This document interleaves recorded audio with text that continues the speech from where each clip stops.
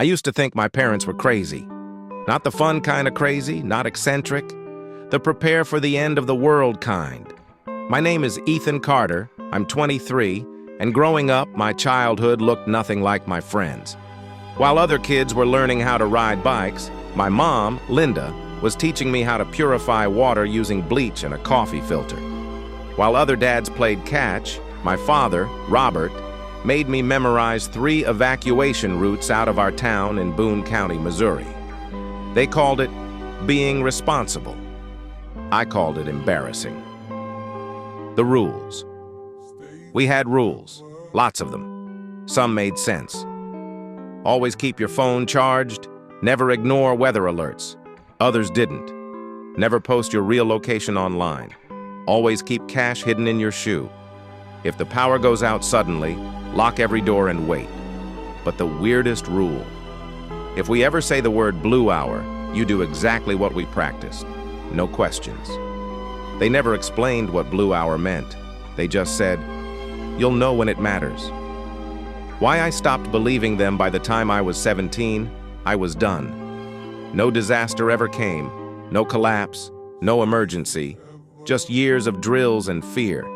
So when I left for college in Kansas City, I stopped answering their calls as much.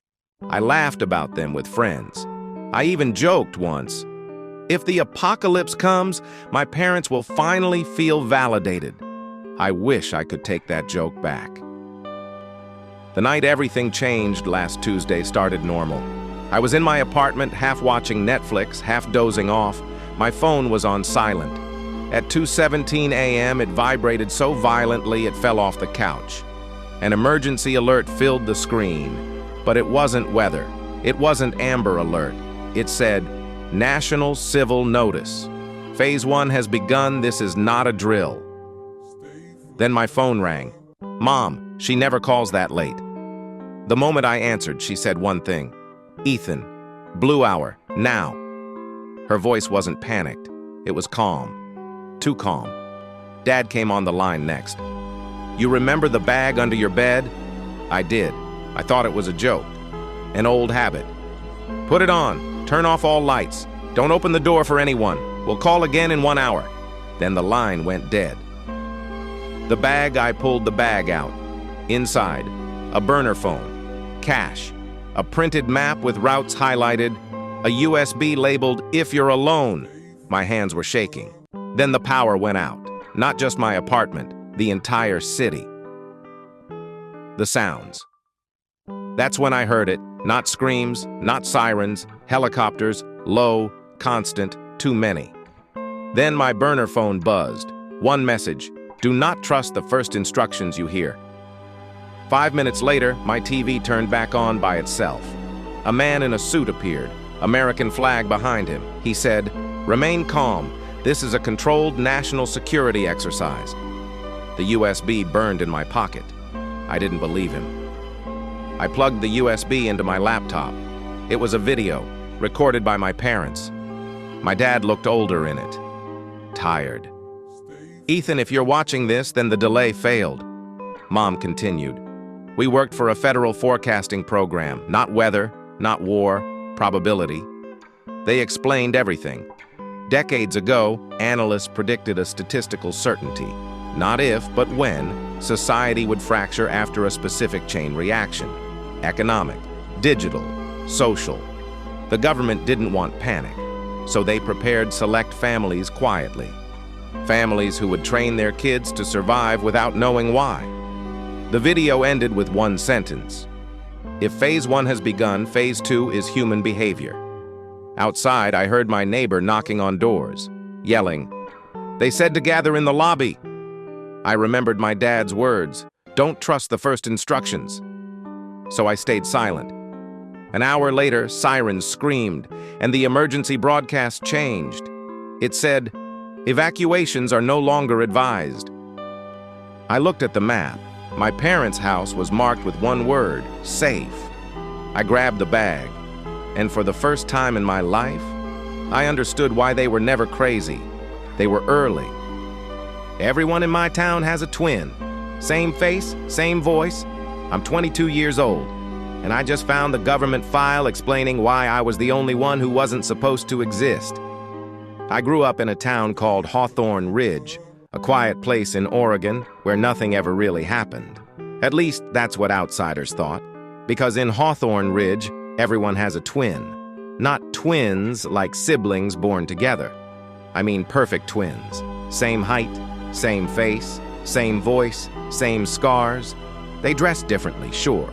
Different haircuts, different styles. But if you put them side by side, there was no denying it.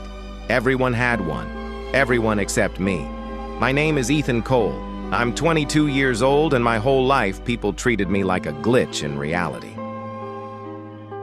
When I was a kid, teachers used to double-check attendance whenever they got to my name. Ethan Cole? Pause. Then they'd look up and say, "Just one of you?" Kids would ask me all the time where my twin was. When I said I didn't have one, they'd laugh, like I was telling a joke that wasn't funny. Some of them looked uncomfortable, like I'd just admitted something I wasn't supposed to. My mom, Rachel, hated talking about it. Every time I asked her why I didn't have a twin, she'd say the same thing. "You're special, Ethan. That's all you need to know." She never explained more.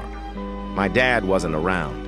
According to her, he died before I was born. No photos, no stories. Just a name I wasn't allowed to ask about. Things got worse when I turned 18. That's when people stopped being curious and started being scared. At the grocery store, I'd catch strangers staring at me like they were trying to remember where they'd seen my twin. Once, a man dropped his basket when he saw me and whispered, "That's not possible." Then he walked away.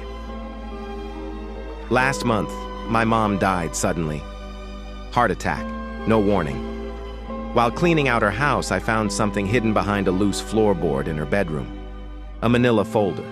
No label, no dust. Like she'd checked on it recently. Inside were documents stamped with one word over and over again, classified.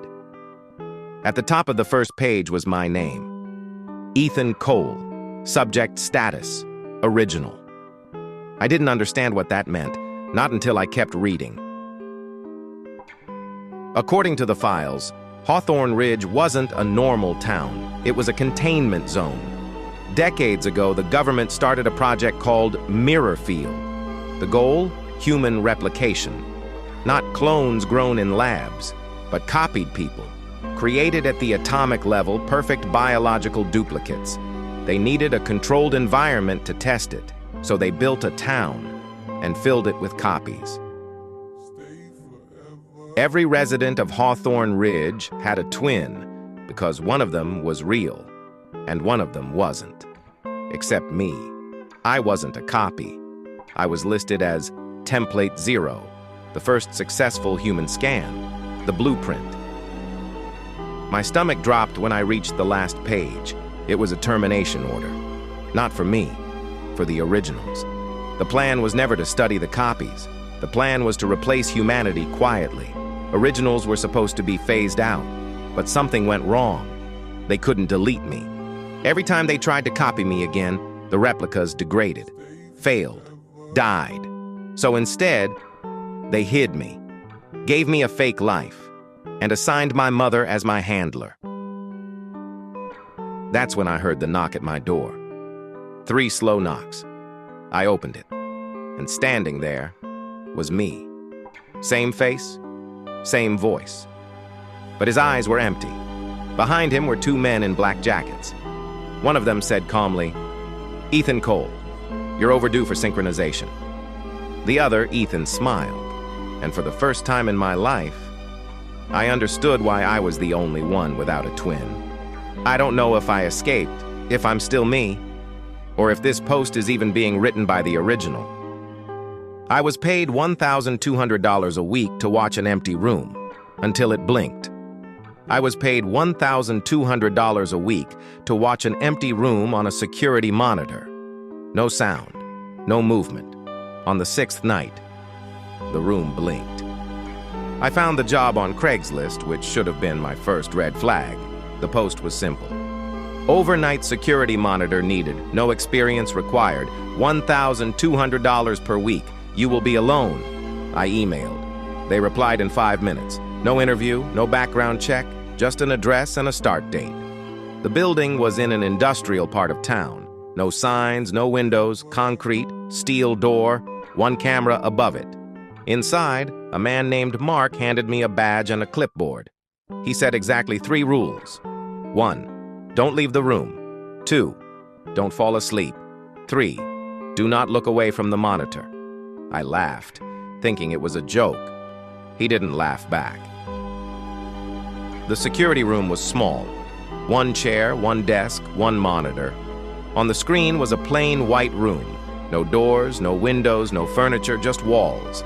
Mark said, "If anything changes, write the time down." I asked what anything meant. He paused, then said, "You'll know."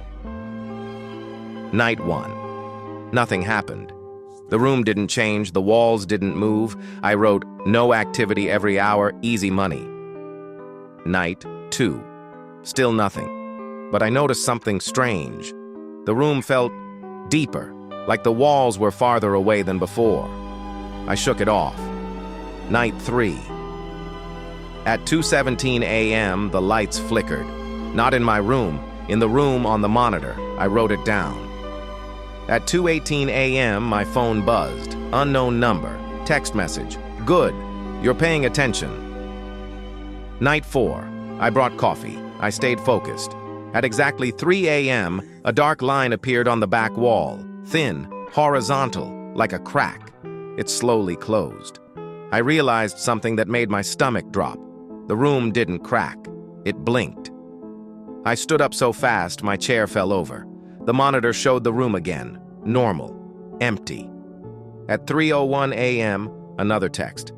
"Don't react, it doesn't like that." Night 5. I didn't want to go back, but $1,200 is $1,200. This time, the room wasn't empty. There was a shadow in the corner. Not touching the walls, not connected to anything. Just there. I didn't blink. I didn't move. At 4:12 a.m., the shadow disappeared. At 4:13 a.m., I got a call. Mark. He said, "Congratulations. It noticed you." I asked what it was. He said, "A room that learned how to look back." Night 6. This is when everything went wrong. The room on the monitor was dark, not black. Dark like someone turned the lights off inside it. At 2:59 a.m., I felt pressure in my head. At 3 a.m., the room blinked again.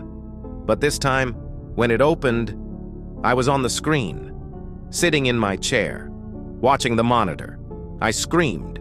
The version of me on the screen smiled. A text appeared on my phone. "Shift change." I woke up in the white room.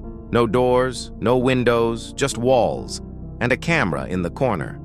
Somewhere outside, someone sat down at a desk and started watching me.